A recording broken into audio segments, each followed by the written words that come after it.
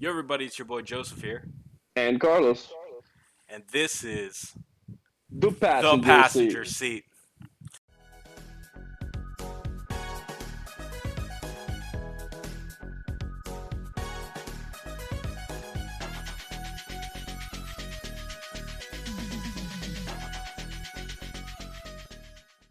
Woo! All right, welcome back, writers. All Another right. week of fun-filled topics, or fun-filled topic. Yeah, I don't think we're that much into the early 2000s anymore. We're a little bit upper, I guess. I don't know. Yeah, not so far off. 11 years ago. Yeah, Um, 11 years um, ago. 11 years, almost 12. That is the age of a child by now. Yep, that's how old we are. All right, so today's topic we will be talking about something that comic book lovers would love, video game people would love, rock people who are in rock bands would love, and just people who like comedies in general. We're going to be talking about Scott Pilgrim versus the world. Versus the world. We'll dive into a little bit of the comics, and we mainly would be talking about the movie that came out in 2010.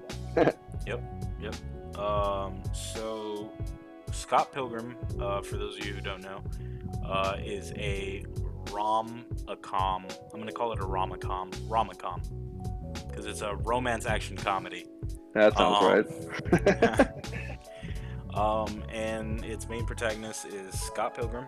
He is a 22-year-old from Toronto, and basically the story is him falling for a girl named Ramona Flowers, and he has to fend off her seven evil exes to be with her. Yes, and I know that that sounds like the weirdest description to people who haven't seen this or read it, but essentially it's very video game esque, comic book. Like it's very there's a little action in it, but it's like really funny because he's going against seven exes of hers who some of them have abilities, or most of them have abilities. You've never been with a girl that you've had to fend off her seven evil exes to be with her? I guess not. Not a problem of mine. Oh, okay. I guess I'm singled out then. So the interesting thing about the comics per se is the fact that they weren't really your typical comics. They were in like manga form. That's true. Um, and I think there were 6 volumes. And the really interesting thing about Scott Pilgrim is the fact that he was, in my opinion, so much more badass in the graphic novels than he was in the film adaptation. Mm. Uh, he was like legit a badass, like literally kicking people to the moon. Like and it's cooler for you to see that, obviously in graphic novels, because when you transfer that over to movie form, it doesn't really come out too well. I heard. Um, as a matter of fact, the movie itself didn't really garner that much popularity. Obviously, unless you were in the know or in that circle of people who knew about Scott Pilgrim, or you were just sort of into that kind of stuff, and you were like, "Oh, let me give this movie a chance," and then you ended up really liking it because it's actually That's really actually good. exactly what happened to me. I was with Mm. a group of friends and we were like, "What movie should we watch?" "Oh, this one looks interesting," and we just fell in love with it. And that's when I understood about the comic, is I saw the movie first. I didn't know anything about it. Yeah, yeah. I was really excited to see the movie when I first got to it, just because I was a big fan of Scott Pilgrim when I was reading the books at the time, and yeah. Again, uh, as always, as it tends to happen with movies, you get sort of let down when you actually read. It could be a book, it could be a comic, a graphic novel, anything. You're just sort of let down, but that's bound to happen because it's very difficult to recreate the things you see in graphic novels on Yeah. screen, and there's so much more to like a book, so much detail, so much information that it's very hard to transfer into like a 2-hour movie. Yeah, no, that's actually true. Mm. Um, Um, oh, yeah. yeah, go for it. Sorry. I was just gonna say that yes, they did by translating to the movie, and everyone found out about the movie. Unfortunately, because of the non-fame that the comic book had, the movie really didn't garner a lot of money when it came out. So it was basically a box office bomb. But the cult following Ah, after the sex movie bombs. came out, man, that thing blew up. Like everyone loved that movie. Everyone was talking about that movie, and critics gave it a really good review. Yeah, it's a good movie. I mean, it's weird, granted, but it's a good movie. It's like a lot of those weird cult movies, Napoleon Dynamite or Juno Yeah, it's or very culty. Super. You remember Super? Yeah. Yes. Anyways, the movie is very well made because there's so many moments where you're watching it as a film, but then all of a sudden there's these subtle visual effects that come on of like these weird video game stuff. Like coins would pop out when they punch people. The game over sign would come out of thin air. It, Mm-hmm. and there was so much stuff. K.O. Yeah, that stuff too. The KO'd, or Scott reached the power of love, or something like and then the sword would come out. It was just a lot of stuff in this movie that was really unexpected when you watched it for the first time, but it blended so well. It translated really well. Mm. Let's talk about a couple other things when it comes to the movie. We had one big name, super. I don't think he had reached that point of fame. I think it was only Fantastic Four that he Oh had been in. yes, yes, yes, yes, But he later went on to become Captain America. yes. For Chris Evans, that's true. This was before he big. He was big, but he wasn't that big. Yeah, he was Evil X #2. Yeah, he's actually my favorite. He's Yeah. yeah. I like the way he portrayed him too. I never go anywhere without my stunt team. Oh yeah. I do my own stunts. Yeah, but that was yeah, it was pretty interesting. All the exes had their own little thing, and all of them they're all funny. I mean, come on, we had the dude who played Superman, and he played a freaking vegan with Superman powers. Yeah, that was pretty rad. You had the first guy, Matthew Patel, Mm-hmm. with this little like succubus. He had like a sorceress thing going on. I don't know. It was kind of Yeah. Who was number 3? no. It, Wasn't number three? Wasn't it that guy or wasn't that guy? no, Matthew Patel was one. Then we had Chris Evans who did 2. I can't remember the guy's name. Um, It was him. It I was the know. vegan. No, third. Really? Yeah, Wasn't because it the? then the girl was number five. Then who's number 4? Wasn't Oh, there's seven. Oh my god. Yeah, This is how much exactly. we did our research, people. I know Gideon Graves is the last one. Yeah, I and know then the that there's twins. oh, the twins count as 2. So Yes, the twins were five. I think 5 five and and six. 6. Yep. And Gideon then Graves was 7. Vegan was 4, or I think the girl was 4, and the then girl was four. Yeah. yeah, there you go. There you go. Yep, that's how it Man, went. Ramona Flowers must have some type of magical spell on people because Oh man, when I watched the movie, it was that Raven effect all over again. I was like, God that's true. damn. That's true. She looked really nice with blue hair. It's true. But yeah, they got a whole sorts of characters in the movie who are just freaking funny. Honestly, it's a really enjoyable movie. One of our personal favorites. I can always rewatch that film. That's true. I could always go back to it. I think the funniest character for me is Scott's roommate Yes. Wallace. Yes. Is it Walter? Walter Wallace, something like that. Wallace. But Wallace.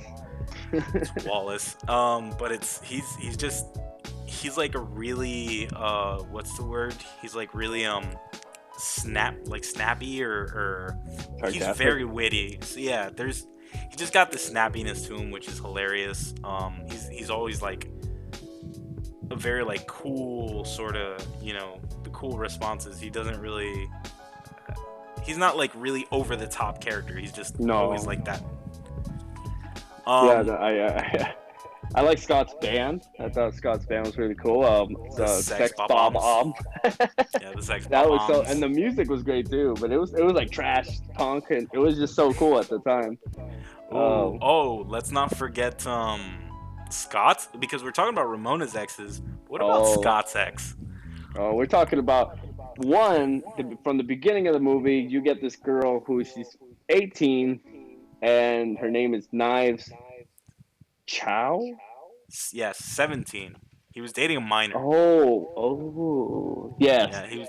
We don't endorse that. Anyways, No, so her name was Knives Chow, and they do she it different up in Canada.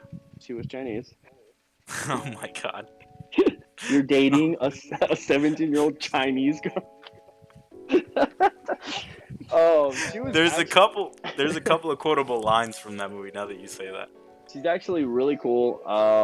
She grows on you, and the final fight, you actually really you root for her. She's cool. Yeah, Another I one mean of his she's. exes. Oh, Sorry, I was gonna say she's innocent and she really does care. You know, she really does have feelings for Scott, and that's why you sort of fall in love with her character, because it's like, damn, Scott, you're a dick. yeah.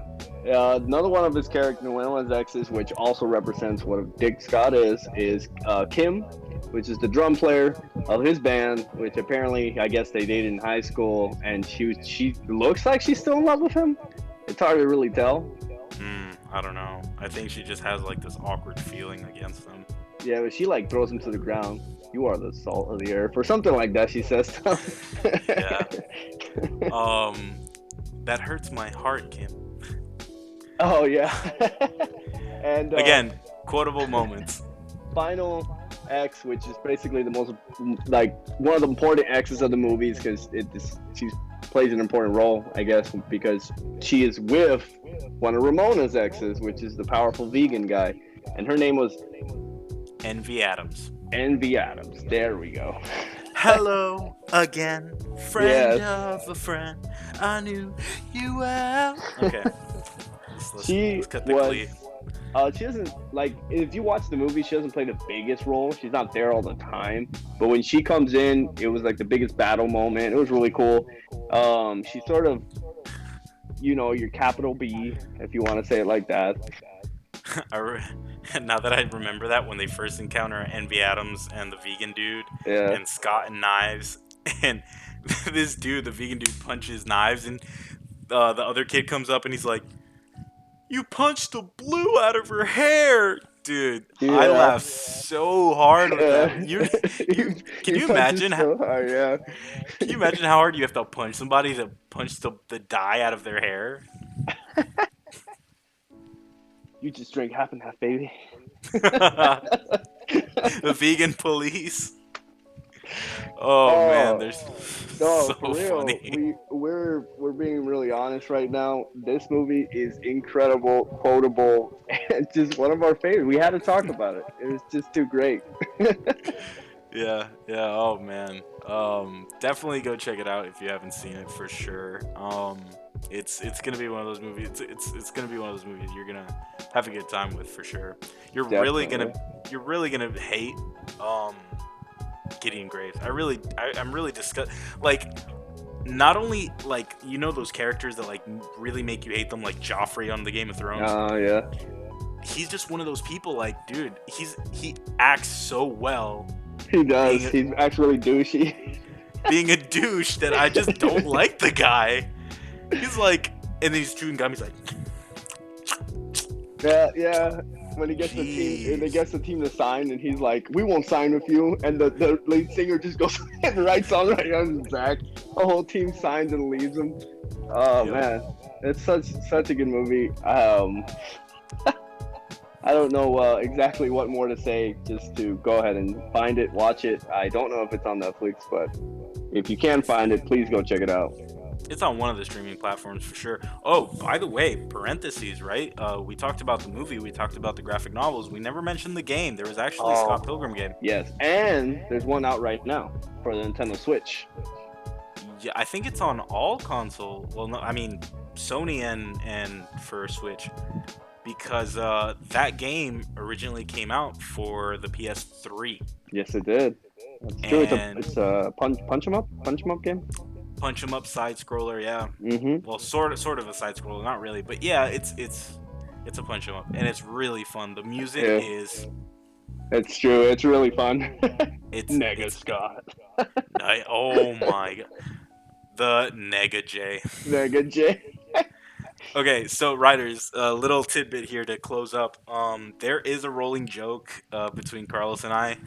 There were times that we're used to, at least Carlos and our gang of friends here, they used to hang out, and I wasn't there per se, but they swore I was. So the rolling joke is that there's a Nega J that apparently hangs out with our group of friends without my knowledge. Just a negative So version of Jay from the alternate universe. yeah. We just shot the shit. I was like, wait, what? I wasn't there. Yeah, you were. What? Oh man, so good. Yeah. Oh my gosh. I'm not gonna spoil it. I'm not gonna spoil it. You remember the scene though with Nega Scott at the end? Yeah. That's what I was referencing to.